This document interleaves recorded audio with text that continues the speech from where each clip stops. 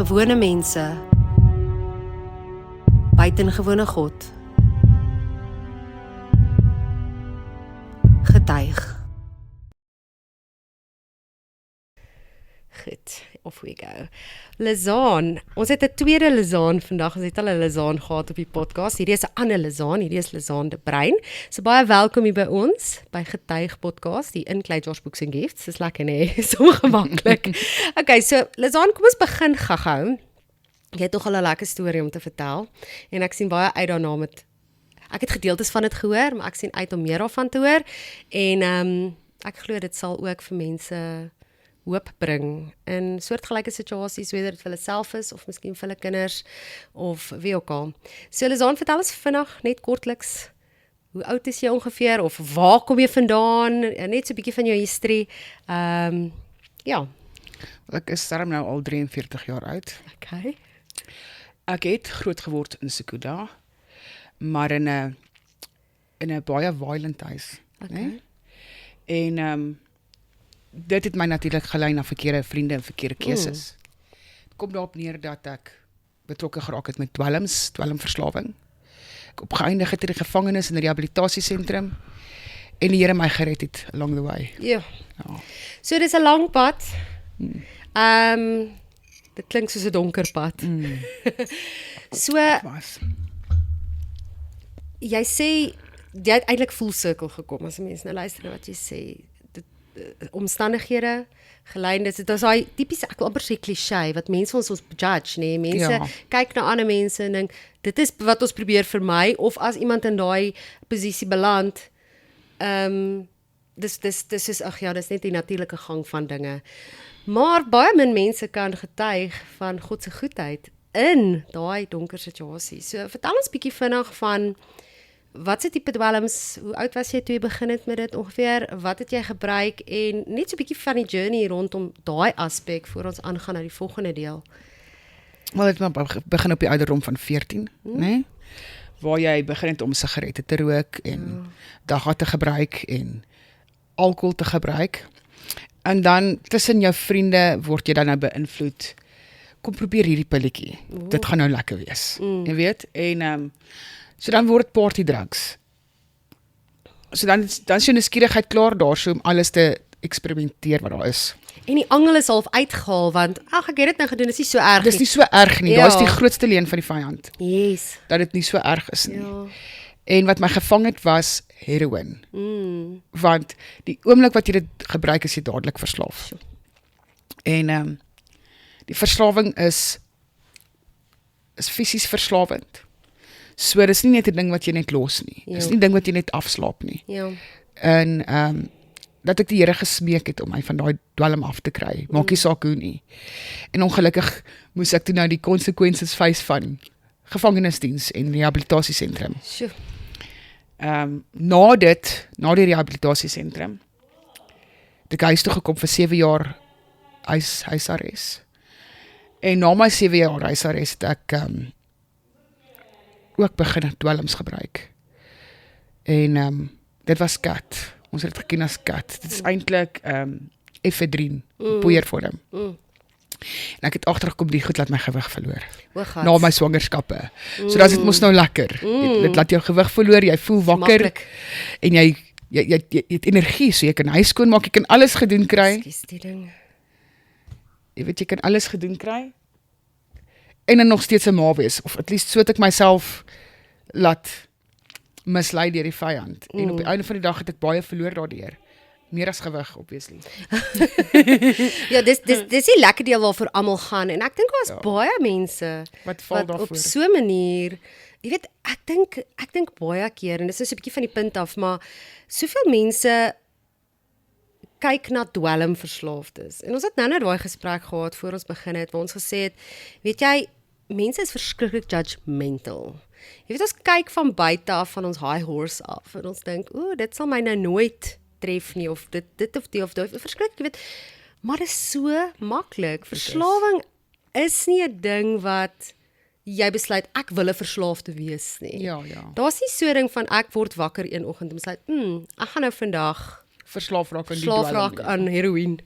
Ek dink ons almal word ge-educate en ons weet daar is daai risiko in goeders, maar ons dink altyd, ek is in beheer van hierdie ding, dit gaan my nie onderkry nie. En dis die groot valstrik van verslawing, nê. Is dat juis jy kan nie jy het nie beheer oor daai ding nie. Nee, jy het ongelukkig nie. Dit is maar die ding van sonde oor die algemeen, as jy daarin gebore is. Jy kan dit nie beheer nie. Ja. Maar dit het daarop neergekom dat ek opgeëindig het saam met iemand wat my gevange gehou het vir 3 jaar. En daai tydperk het ek begin desperaat gryp na God. Jy weet, want toe is ek so ver verlore dat ek gesien het, kyk, ek wil nie meer hier wees nie. En ek is op pad graf toe as ek so gaan aangaan. En ek het die Here gesmeek, help my, red my. Die Bybel begin lees, ek het besluit, ek begin sommer net by Genesis. Geen leiding gehad van enigiemand anders toe nie. En Levitikus het my oortuig hoe ver ek eintlik van die pad af is, jy weet. En hoe onmoontlik dit is om te verdien om hemel toe te gaan. Dis menslik onmoontlik. En ek het tussen dit in die Nuwe Testament vir God gesê, ek wil soos daai mense wees in die Nuwe Testament. Ek wil verlos word. Ek het God gesmeek, ek het hom gehuil, ek het hom soveel erg dat ek geskree het eintlik as 'n mens daaraan dink uit desperaatheid. En 'n dag of 2 daarna wat ek gesit het en net besluit het ek gaan net worship. Ek gaan net sit en net worship. Is daar waar hy my kom verlos het.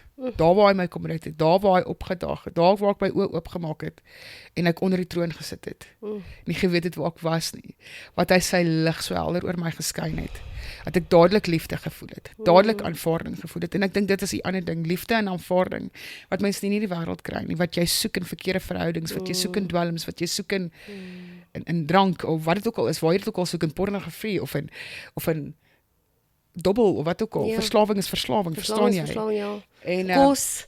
Ons het nou 'n dag die gesprek gehad, Ja. wat baie mense is verslaaf aan kos, ja. want jy daai emptiness en jy vul hom vir daai oomblik met wat ook al, nê. Daai is ongelukkige plek wat net God kan vul. Ja. En die grootheid van sy liefde en aanvaarding en vergifnis en geen judgment en almal my klaar afgeskryf het en geen hoop meer vir my gehad het nie. Maar ek glo ek het dit baie te doen met my ma se gebede en my ouma se gebede. Gebedwerk hoor. Gebedwerk, ja. So ek's bly hy het nie opgegee nie. Ek kon altyd in my geestesoog sien hoe die Here my pursue. Ja. Ek kon sien hy's daar. Daai pursue wat jy gesê het, God jou, jy kon voel God pursue jou. Ek dink daar's soveel mense wat hardloop weg van dit. En ek dink dit is 'n natuurlike ding wat God in ons geplaas het, daai honger, daai leemte wat net God kan vul. Ja. En dis dis 'n leemte in ons, maar ons is altyd bewus. Partykeer embrace ons dit, partykeer is ons baie rebels en ons hardloop weg en ons sê God bestaan nie. En waar is God in al hierdie chaos wat ons heidaglik beleef in die wêreld en so. Maar die teenwoordigheid van evil is eintlik 'n bewys van die teenwoordigheid van goed, want evil, sleg, kan nie bestaan sonder die Dit is nou bestaan van goed nie. En goed, Ja. die ultimate goodness is God, né? Dis nou juist in daai tyd daar waar ek gevange gehou was, die persoon wat my gevange gehou het. So net om gou in konteks te sit, skus, ek val jou nou in die rede. Dit was nou in 'n huis waar jy gebly het, dit was nie 'n gevangenis waar jy Nee. Ja. Nee. Het was in 'n buitekamer eintlik. Dus ek was daar toegesluit. En die man het in daai tyd vir my erken dat aanvanklik toe ek met hom deurmekaar geraak het ek nie geweet van hierdie goede nie. En ons was al 3 jaar saam, dis die laaste jaar wat ek uitgevind het hy was betrokke met satanisme. Ja.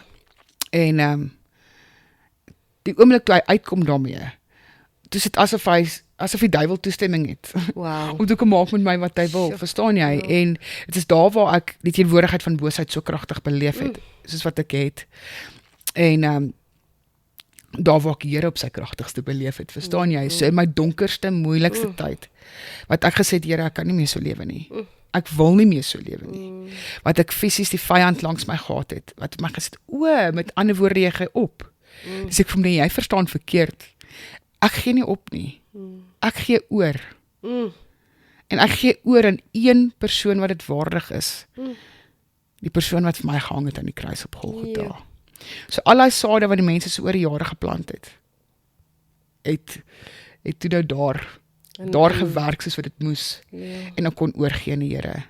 En ek kon hom beleef op die kragtigste manier wat ek gedink het moontlik is. Op Paulus se manier. Ja. Daai lig wat so skyn hier oor jou, wat alles om jou verhelder. En 'n mens dink dit gebeur net, het dit net in die Bybelse tyd gebeur, dit toe nie. Dit gebeur vir die mense wat dit soek. Wat desperaat is Wat daarvoor. desperaat is daarvoor. En ja, Dis daai grace, daai genade, daai absolute onbeskryflike genade. groot en baie kragtig. Groot, want in daai desperaatheid, in daai absolute, soos hulle sê, rock bottom, Ja. is daar nêrens anders as net God nie. Jy het twee keuses eintlik. Ja, Daai wat hy vir jou sê, jy moet kies tussen lewe en dood. ja. En ek kan jou beloof die vyand was daar. Hy Oh, was yes. duidelik teenwoordig en die Here was daar. aanklaer. Hy was daar hoor. En die Here was daar teenwoordig. En daar het jy 'n keuse. Dis daar wat jy Ja. kies. Partytjie selfmoord. Ja, en dis die einde dan. Ja, en ek dank die Here vir elke persoon wat hy in my lewe gesit het. Sjoe. Wat sade gelos het. Verstaan jy? Want daai sade op die ouen van die dag. Dis ook wil vir mense sê, moet nooit moed verloor nie. Jy moet jou verlore mense nie. Daai sade tel, daai gebed werk. Daar is hoop. Verstaan jy? En Ja, want solank as wat daar lewe is in jou, is daar kans en tyd Ja, dit vir is. ingryping. dit is. Maar dis moeilik. Dis moeilik om in so 'n situasie te wees en ons gaan nou 'n bietjie daaroor gesels. Maar dit was nou die journey waar jy nou so vasgevang was. Dis waar jy God beleef het. Hoe het jou lewe verander van daai oomblik af? Van gevangene wees en nie net gevangene in dwelms en sleg en fisies nie, maar ook dan nou geestelik. Daar het 'n keerpunt gekom. Daai het. Vertel vir ons wat dit vorentoe toe nou Omdat ek gebeur. altyd in vrees gelewe het. Daai vrees was weg. Jo. Dit is regtig so skettings wat van jou afval. Jy weet, jy's nie meer gebind nie. Jy kan nou Want jy het nou hierdie amazingness gesien van wat die eintlik grootheid van moontlik God is, van ja, God, ja. die grootheid van God. En dan is daar niks wat jy meer vrees was weg dadelik. Sjoe. Die duiwels wat my omring het was nêrens te sien nie. Met God daar is hulle nêrens nie. Ja. Dan sien jy hoe bang is die duiwel eintlik vir God, Ja. né? En daar het ek opgestaan en ek het net my klere gehad en ek het my klere gevat en ek het die deur was oopgesluit. Wow. Ek het gegaan. En nie omgekyk nie. Ek het nie omgekyk nie. Dit is ook nie asof jy dadelik verlos is. Jy's verlos, né? Maar daar's nog so baie dinge. Jy's nie dadelik ewe skielik soos Jesus Christus nie, verstaan jy? Ja, natuurlik. Jy het nog baie dinge. Ek het nog steeds gerook. Jy weet, ek het nog steeds ander goede gehad wat ek moes deel in my gewoontes, Ja. taalgebruik en al daai tipe Ja, dinge. ja. So dit is 'n proses, dit is maar 'n groeiproses, ons almal weet dit. Maar dit het my gevat eendag op 'n slag. En die Here het my lewe so radikaal verander dat as ek terugkyk na wie ek was en hoe ek geoperate het, klink dit of ek van iemand anders praat. Sjoe. Want ek is daarom, dit is nou al 11 jaar, ons gaan daarom nou al vir 12 jaar wat ek skoon is en gered is en verlos is. Jy weet, so dit klink of ek van iemand anders praat. Ja. Dit voel of ek van iemand anders praat. Dit- Want ek- daai persoon is dood. Ja, ek kry nou in my gedagtes hierdie en dit is 'n gereelde ding wat eintlik in die Christendom gebruik word, is die simboliek van 'n skoenlapper. En mense koppel baie daai versie van 'n nuwe wese in Christus aan 'n skoenlapper, nê, want dit is soos jy los daai ou gewaad agter, jy was heeltemal iets anders en hier kom die Here en hy vernuwe jou en jy's net heeltemal 'n nuwe mens. Geef En my soos nou- jy sê, dit is presies soos wat jy sê. Jy weet, daai jare, ek het nou al my storie gedeel, maar ek was vir 5 jaar mos nou heeltemal kwaad vir die Here en niks met die Here te doen. En in daai 5 jaar het ek ook my gewoontes en goeders aangeleer, presies wat jy sê. Maar in daai oomblik waar ek weer die Here gevind het en daai oomblik van clarity en verlossing en vrede Ja. en alles beleef het. Vlees is 'n peslike ding, nee. Dit is. Hy is honger, hy's moeg, hy raak kwaad, hy raak geïrriteerd. En dis nou waar daai journey inkom van, Here, okay, ek's nou hierdie nuwe, in my gees is ek nuut.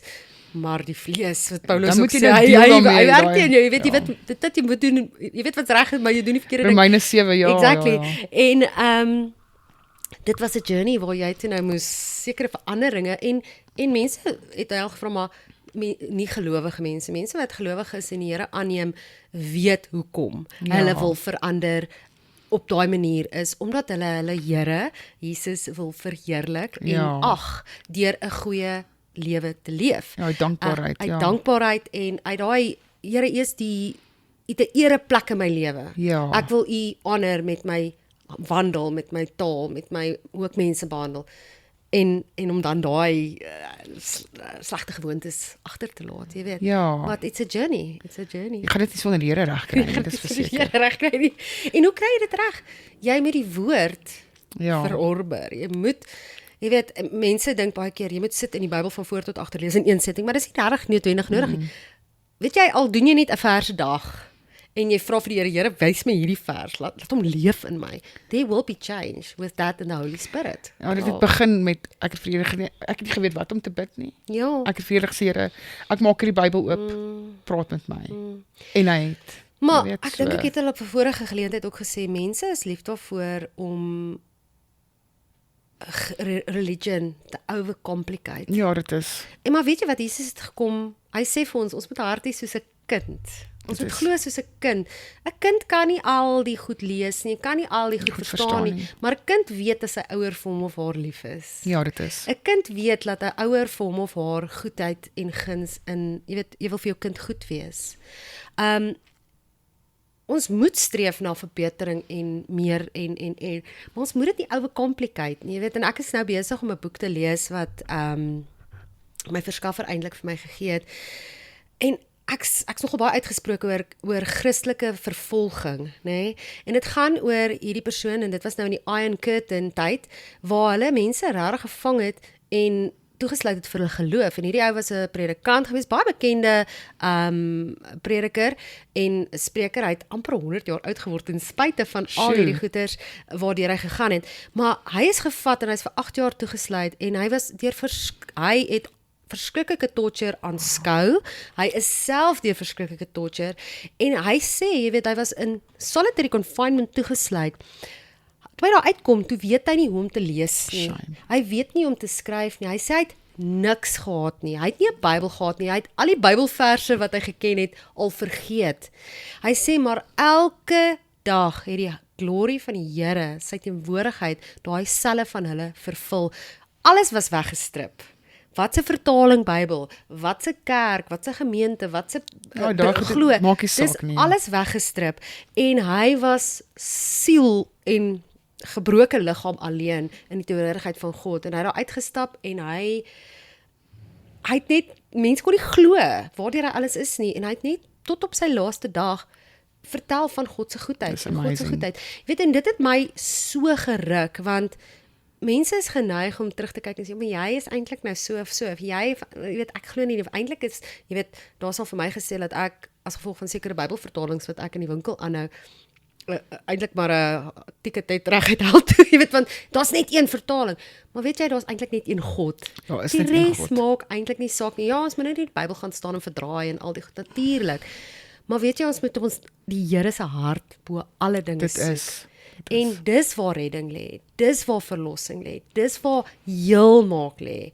Want as alles van jou weggestrip word, gaan daai religiousness, daai groot gebou, klein gebou, sound system, die musiek, die Bybel, dit jou niks help nie. Ek wat alles verloor het, weet dit. Exactly. En dis eintlik wat ek by wil aanlas, is dat daar toe jy niks anders gehad het nie, maar jy die genade van die Here beleef. Sy grootheid, sy teenwoordigheid. Sy grootheid, ja.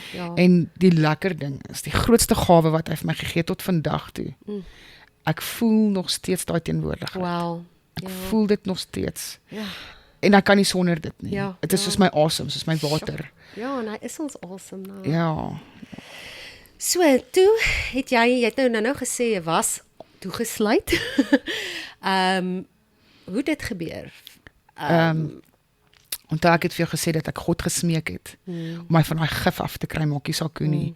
Want daai goed is so Dis nou die heroïne, nee. Is die heroïne. Ja. Daai goed te dryf jou om dinge te doen uit desperaatheid, soos om te steel. Verstaan jy? Buite jou normale jy normaalweg sou jy dit nie gedoen het nie, want dit is nie nodig nie, verstaan jy? Ja. Maar jy raak desperaat, want jou hele lyf gaan oor in onttrekking wat verskriklik pynlik is. Jy lei naderhand aan allerhande koue sweet en jou hele lyf is so seer. Die oomblik wat jy daai goed inkry, dan is dit weg. Verstaan jy, dit vat dit weg. Ja. So jy's heeltyd op daai jaag na dit vir daai verlossing net om normaal te voel. Net om normaal so dit sit jy nie eers op 'n hoog of iets nie. Dis net om weer normaal te voel. Normaal te voel, ja. Toe vra ek hier, dit maak nie saak hoe nie. So toe kom daag die polisie op en kom sluit my toe vir diefstal, nou. En vir 3 dae in die polisieselle het ek onttrek, maar in daai 3 dae het ek ook die Here gevra. Asseblief, ek het volle verlossing hier nodig. Ek kan nie meer my ouers beskuldig vir hulle swak verhouding en hoe hulle vir ons nie groot gemaak het nie, of wat ook al, is 'n verskoning om vasgevang te bly.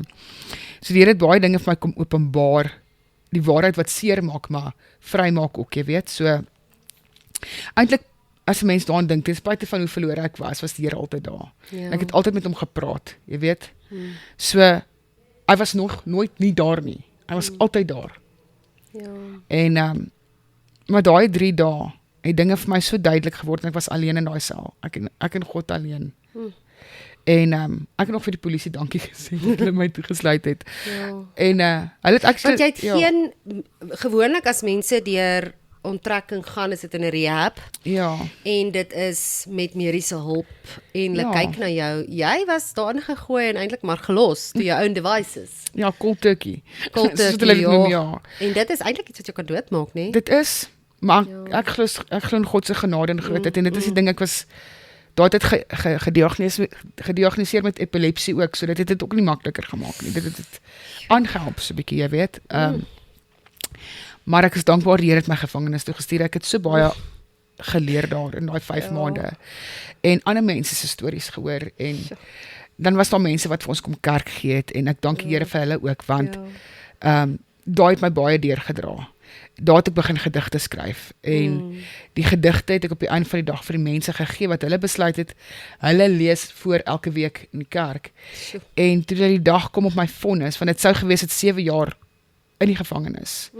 Ek het gevra vir hulp, maar die staatsaanklaer het later vir my gesê, toe sy my ontmoet daai oggend, sy wou my, ten spyte van my versoek, 7 jaar laat toesluit het. En, maar, toe kom die getuienis. Hulle het my gedigte voorgelees in daai kerk, week na week, en sy is in hulle kerk. So sy gaan my versoek vir my gee. So toe kry ek my 3 maande rehab en 7 jaar huisarrest, soos ek versoek het. Dit was baie awesome. Die Here se grootheid bly net altyd. Bly net alles goed. Ja, ten spyte van alles. Maar jy weet, ek sit nou en dink by myself, dat soveel keer sal 'n mens iets wil hê, mens nie bereid om die werk in te sit nie, maar jou getuienis, jou lewensverandering het jou eintlik vooruit gegaan. Jy het nie geweet, die Here gaan jou eintlik honor en bless vir wat jy reeds ingesit het, die verandering wat jy gemaak het en anders geleef het. Ja. Jy weet, en daai was die testimony wat jou uiteindelik 'n ligter vonnis gegee het. Ja, dit is. En jou lewe eintlik vir jou half teruggegee het. Maar daai, moet ek sê, daai oggend, nog voor ek die staatsaanklaer gesien het ek vir die Here gesê, ek gee oor. Wat hy ook al besluit.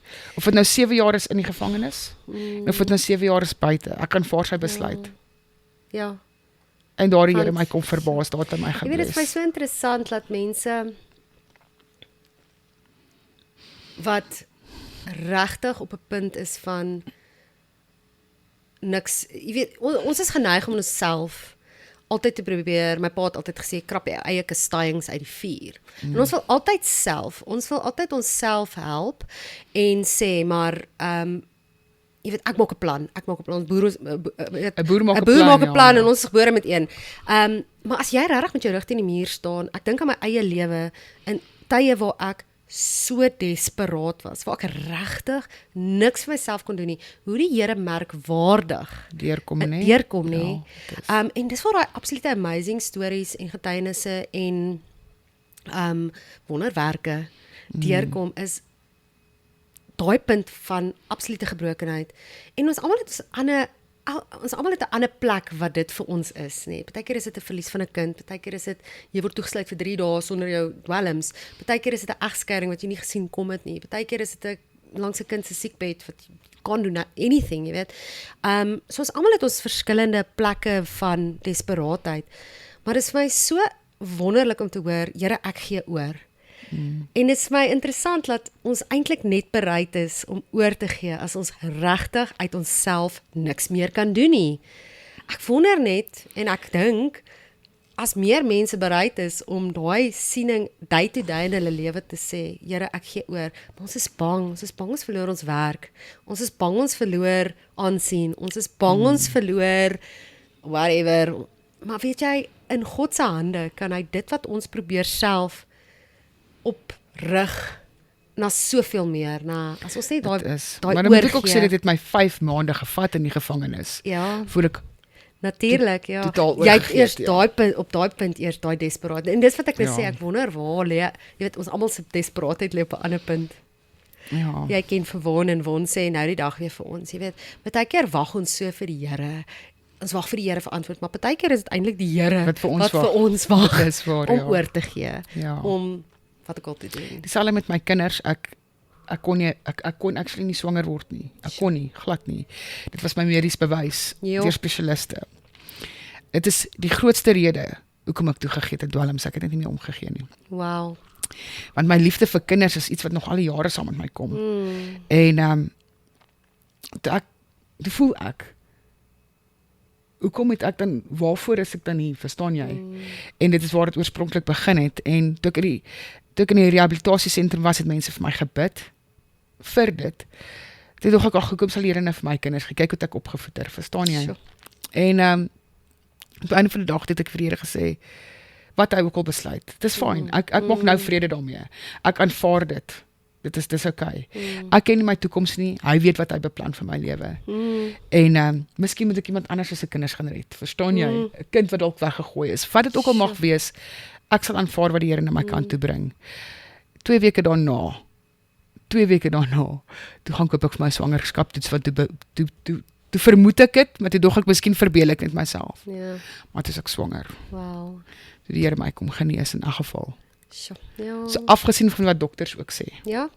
Nee, vir God is daar regtig niks onmoontlik nie. En ek dink baie keer hou mense so vas aan dis makliker omdat En dit was ook oorgawe, ja. Ja, dit wat ek nou sê ek baie versigtig, okay?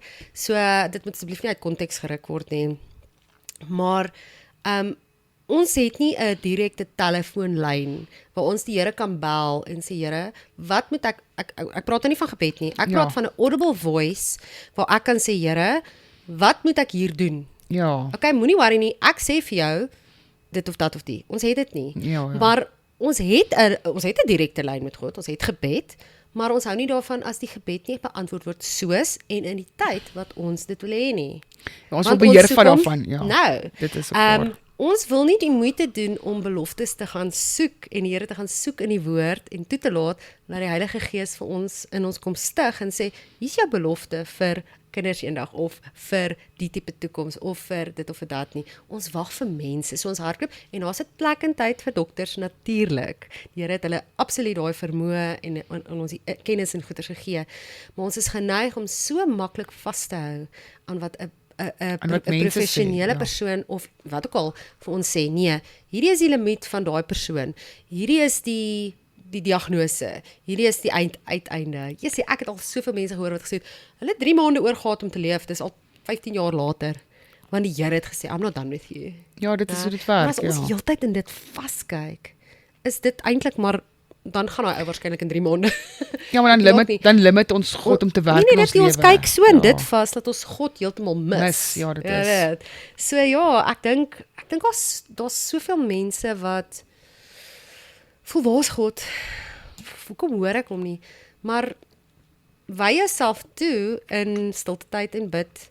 En ja, moenie dink jy gaan dit wendig. Partykeer kom dit deur in 'n oogwink, maar daar's jy ook wat sê, selfs 5 maande is dit geen weer worsteling voor jy regtig oorgegee het. Ja. Maar Nou, ten spyte van al dit, hier sit jy vandag, jy sê 12 jaar heeltemal skoon, né? Ja.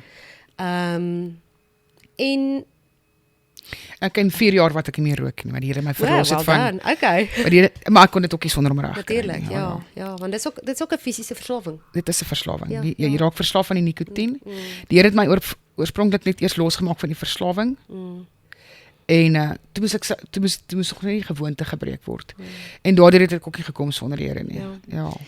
So 12 jaar, ons sê altyd in daai oomblik van verlossing, ons almal het daai keerpunt, wat ons nou ook gesê het, maar dan begin die journey eers. Ja. Die laaste 12 jaar was nie noodwendig vir jou maklik nie. Nee, die vyand maak dit vir jou moeilik, want hy wil jou terug hê in daai goed, verstaan jy? Ja. Hy los jou eintlik uit wanneer jy... Ja, wanneer terwyl jy mos daar is, hy maak dit nog vir jou maklik ook, hy sal dit nog vir jou kom aflewer ook. Hy stuur ook die regte mense op jou pad. Ja, die regte verkeerde mense, ja. Hulle kom vergeet dit sommer vir jou vriend, ag moenie worry nie, so. En nou hulle jou daar. Ja, nee. En tot ek aanvanklik vir my dealer gesê het, luister, kom lewer daai pakkie af, ek wag vir jou saam met die polisie. Dus sien nou kom jy weer nie. Verstaan jy? Want as ek nou klaar is, as jy mos nou klaar, jy weet? So, ja, ek het hom regtig nie weer gesien nie. Ek het my nommer ook verander en alles. Ek moes baie dinge. Dit alles, enige keerpunt vat werk. Ja, dit vat baie werk. Jy moet jouself uit daai posisie uit ook kry nie. Dit is verskriklik moeilik. Jy gaan dit nie sonder die Here se hulp reg kry nie, want die stryd is dan eers moeilik. Want het is maklik om terug te verval in jou ou gewoontes van jou. Jy weet, en dan kan die vyand jou presies daar hou. En is ook maar goed om jouself te herinner hoe ver het gegaan het. Hoe naby jy was aan die dood as gevolg van dit. Sodat die Here jou sodat die Here jou en vir wie jy dit doen. Hoekom jy dit doen? Hoe hy vir jou opgedaag het. En hy herinner jou ook, hy gee vir jou drome. En ek hou daarvan, want dan wys hy vir jou wat hy eintlik wil bereik. En dit gee jou hoop vir die toekoms. So jy hou daaraan vas. Want die duiwel gooi alles van jou kant toe. Want die oomblik wat jy jou voete terugsit in jou familie se huis, almal gooi vir jou met die woorde. So hulle maak dit moeilik. Hy gebruik jou eie mense. Ja. Jy weet. En ongelukkig as gevolg van die pad wat jy gestap het, is daar verhoudings verbreek. Ja. Daar is vertroue verbreek en dit is baie moeilik om daai ding. Yes, maar daai belofte wat die Here vir jou gee, herstel eers jou verhouding met my. En is waar, ek het gekonsentreer net op my fokuspunt was net my verhouding met God. En hy het my verhouding met my ma herstel, en hy het my verhouding met my pa herstel. En hy het my verhouding met ander mense herstel in die familie, so. Want by God is enigiets moeilik. But you also need to put in the work. Dit is waar, dit is. Jy kan nie vra vir 'n kans en dit weer verbrou nie, want dit is Nee. Maar jy moet jouself bewys. Ja, so die laaste 12 jaar, soos jy sê, was nou maar uitdaging, maar hier sit jy en ek verwonder my in jou. You're owning it. Jy gebruik dit vandag, jy inspireer, jy is betrokke by sekere ministries en so. Ek dink jy het gesê jy gaan nog steeds na die gevangenis toe as ek reg is. Nee, ongelukkig kan ek daar uitkom nie, maar Maar van tyd tot tyd gaan jy. Ek sal graag wil. As daar so bediening is om graag deel te wil wees daarvan. Okay, maar waar is jy betrokke? Nee, ek is nog nie, weet jy, ek die uitreik. Ek doen nie uitreik. Uitreik, ja. Ja, die uitreik saam die uitreikspan, ja. Okay, awesome. So ek gebruik my getuienis daar ook. Maar my vorige kerk het ook eerder uitreik gedoen, want daar was nog nie uitreike na die gevangenis toe of so nie, verstaan jy? So. Jy sê jy is ook lief vir kinders. Baie lief vir kinders, ja. Okay, awesome. Nou Lizaan, as jy nou vir kortliks kan saamvat vir ouers wat 'n kinders in die posisie is waar jy jouself bevind het. Wat se raad het jy vir ouers daar buite wat inkyk en sien hulle kind is daai gebrokene verslawe persoon, miskien in 'n gevangenis, miskien in 'n whatever. Wat se raad het jy miskien vir hulle en dan ook vir mense wat ek wil so bold wees om te sê in verslawing is, maar nie net daai verslawing wat almal verslawing is verslawing. Ek praat nou van whether dit drank, sigarette, die makgoed. Ek sê dit nou, die makgoed wat mense se goedkeuring wat dit ook al mag wees. En wat ook al, want verslawing is verslawing. Dit werk op dieselfde as ons biologies en fisiologies werk op presies dieselfde. Wat net kortliks, wat sê jy mense bemoedig mee uit jou eie storie. Whether dit aan 'n ouers is, whether dit jong mense is, whether dit wat ook al op jou hart is, hoe sal jy mense wil? Vir die ouers wil ek sê, moet nooit ophou bid nie. Jy kan nie jou kind help as hulle nie wil gehelp word nie. So om te probeer uitreik na hulle toe, gaan nie help nie, dit gaan hulle verder wegdruk, dit het my verder weggedruk van my ouers af. Om nooit op te hou bid nie, daai gebed maak deure oop na wat Op die regte tyd nie. Ja, so vir die kinders of die jong mense of weet selfs jong volwassenes wat verslaaf is of my ouderdom is hulle dalk nog verslaaf. En jy wil nie meer daar wees nie. Jy moet daai punt bereik wat jy moet besef hierdie goed gaan my doodmaak. En wat die vyand hou vas is op jou lewe. So ek bid saam met daai ouers nie, moet hulle bid vir awakening, dat hulle kinders wakker skrik, verstaan jy? Dat hulle daai punt bereik van ja, waar hulle besef, hoorie, maar kyk wat ek kan nie so lewe nie, ek wil nie so lewe nie. Want sonder dit gaan hulle dit besef nie. En dan kan dit te laat raak vir hulle. So dis hoekom ek sê moenie ophou bid nie. En vir die wat daar is, kyk na die Here toe, kyk na die kruis toe, kyk waarvoor het hy betaal. Kyk waarvoor het hy vir jou gehang in daai kruis. En hy weet alles, daar's niks wat hy nie weet van jou nie. En sy liefde vir jou is nog steeds groter as dit wat jy verkeerd gedoen het. So hou vas aan hom. Dit is, hou vas aan Jesus. Ja. Ja, en ek wil aanlas by daai punt wat jy sê,